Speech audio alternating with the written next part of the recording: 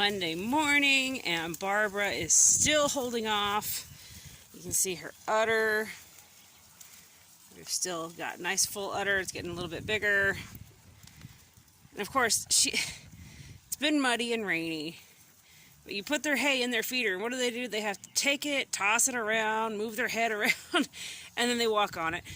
And you don't want them eating that. That's why we have it in feeders, so that it's not on the ground. It's not getting walked on in the mud and all nasty. But goats, they'll try your patience. That's one of the ways that goats actually will waste a lot of feed. And I prefer to use a different type of hay feeder system, but since I moved them to dry lot like this, I'm using the barrels. A lot of people will feed and feed and feed and feed, and they get this massive amount of hay on the ground the goats just walk on. I actually feed my goats what they need, and they better eat it. Now, okay, if a goat is looking stressed, like they're needing more, yes, I'm going to give it to them. But I learned very, very early on, goats waste a ton of food. See, I came from raising horses, and horses are pretty good for the most part. You get the occasional one that's a stinker, but for the most part, horses are pretty darn good about eating everything you put in front of them and not wasting it. Where goats, they want the prime little bits and pieces first. So if we watch Barbara here, she's going after the leafy parts where the alfalfa is super yummy. And she's not after the stems. The stems, so it's like if you give a kid a bowl of spaghetti with meatballs, they're going to probably, if it's my kid, go after the meatballs first, and then the spaghetti. You know, oftentimes, how many times have you guys done that, and your kid's like, oh, I'm done, and you're like, I don't think so, your noodles are still there. You know, so goats are the same way. You know, she's after the good stuff, and we'll leave the stems behind later. Now, she is eating those stems. That's a grass that they just love. But watch, see, she's going to go after, and they walk in their feeders. Drives me nuts. I have to figure out a way to elevate these maybe so they can't be moving them. But so anyway, it's a constant work in progress with goats. But anyway, you can see she's going after the leaves of the alfalfa that fell. That's what she's after. She's after all the good stuff. That's a huge hunk of alfalfa right there she's after. But, yep, goats and hay, you have to find ways to keep them from wasting their food. Otherwise, you'll spend a whole lot on hay, and I mean a whole lot because of how much these guys can waste. You can give them a flake of hay and end up with over 50% waste if you don't find a way to get them to eat all of it. Now, I don't want her eating the stuff that's been mashed into the ground. I'm not that type of a person. But I do my best to get them to eat as much of it as possible. You know, that good stuff in a way so that she's really enjoying that alfalfa. But anyway, yeah, it's just like with kids. You've got to encourage them to eat everything. You know, not just the tasty, sugary bits, but everything else.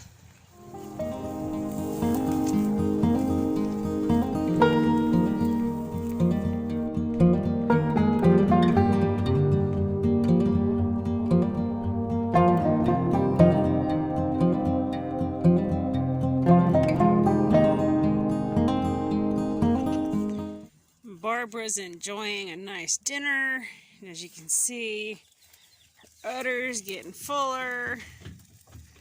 She's getting bigger and bigger. We're just watching her and waiting on babies.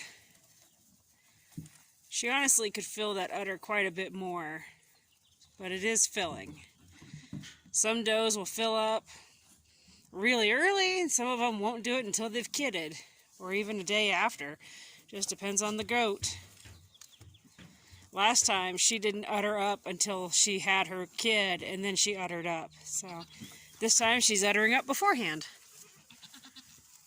Oh, I know. Quit staring at your rear end, huh?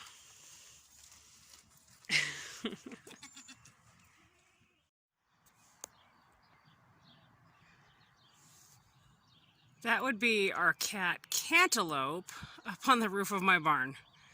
I have a feeling he's up there because he's waiting to see if any of the birds, specifically the starlings and robins, the tree right there is a mulberry, and so I'm pretty sure he's up there Probably waiting to see if a bird is going to come up there. But it's so late in the evening. I don't think he's eating the berries because I don't know. Crazy, crazy cat. It is crazy that I'm out here weeding and planting and looked up on the roof of the barn and there's a cat. Working in the front flower bed in front of the house again. Remember, this is doubling as flowers, but mostly vegetables. So flowers meaning there's onions, there's blossoms on the pepper, the chives. There's not a lot of flowers, sorry guys. But I wanted to see what could I do in this bed to make it look nice. The one thing I battle like crazy in this bed, you see the bindweed? I just cleared this out. I mean, every single week it's like this. You clear it out, it comes back. You clear it out, it comes back. And I've got some, so like these blocks you see in here, it's marking where I had planted some stuff. And let's see, so like this spot, I've got some bush peas going. This is supposed to be a squash of some sort. I don't remember which one, but a squash of some sort. There's nothing really planted right here. Let's see. I think this was supposed to be a squash right here. Well, there's definitely a squash right there. So maybe, or was this beans? Let's see. No, I think that was supposed to be a squash. I don't see anything yet. There's a squash there for sure, though. See these guys? That's a squash. Let's see. Oh, here's the beans. These are bush beans. I've got them. I put them in a circle around here. Bush beans. There's another squash. There's some onion on the end. But I'm just in here pulling all the darn bindweed again. Getting rid of it. It's a never-ending cycle. That stuff is just absolutely terrible. The pepper plant is okay. It was out here when we had a frost a couple weeks ago. And it's battling its way back from that nasty frost that we had.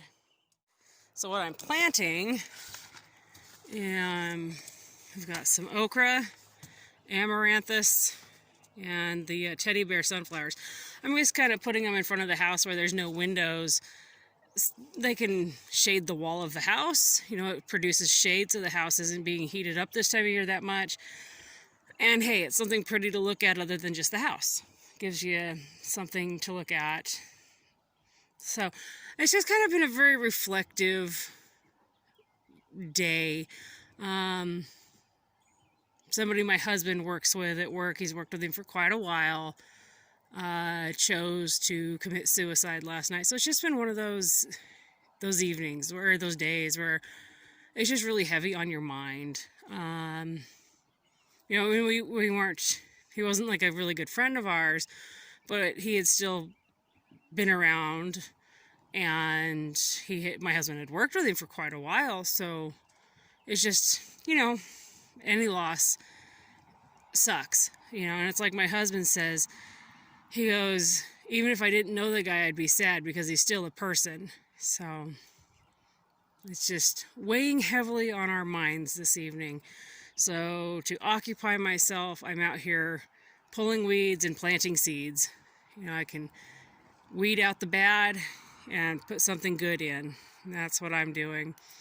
And he is in his computer shed and doing a lot of deep thinking and working on his computers. So that's what he's doing this evening. I'm actually going to wrap this up here real shortly and go in and fire up the smoker outside and start dinner. We're going to have smoked barbecue chicken and whatever else I decide to throw on the grill. I hope all of you are taking care of yourselves. I hope all of you are making the best of every single day that you have. Just remember, everybody has their trials. We've all had those days where you're like, I can't do this anymore. But you've had worse days. You know, you've had, or maybe if you didn't have a worse day, but come on, you survived those other hard days. So if you're having a hard day, reach out to somebody. You know, there's always somebody that's going to listen, that's willing to help you. And just, you know, there's so many people that love each and every one of us. And if they don't love us, there's those people that hurt so badly if something were to happen to us, just because they know us like through work or through an acquaintance or through friends. You'd be amazed at the circle of people that are around you that you just don't even realize are there. So I just hope that everybody is staying strong, keeping your morals up, keeping morale up, and just doing the best you can every single day. All right, so I'm gonna finish some planting here and then go get dinner started. I've been giving the goats the bindweed and everything as I pull it, and BJ's already had his, and as he circles around here, you'll see why he doesn't get any more. See how fat he is? No more for him this evening. Nope. You're just so fat. So anyway, Puck and Happy are enjoying some, and you've had enough. Guess you have. Very well-fed goat.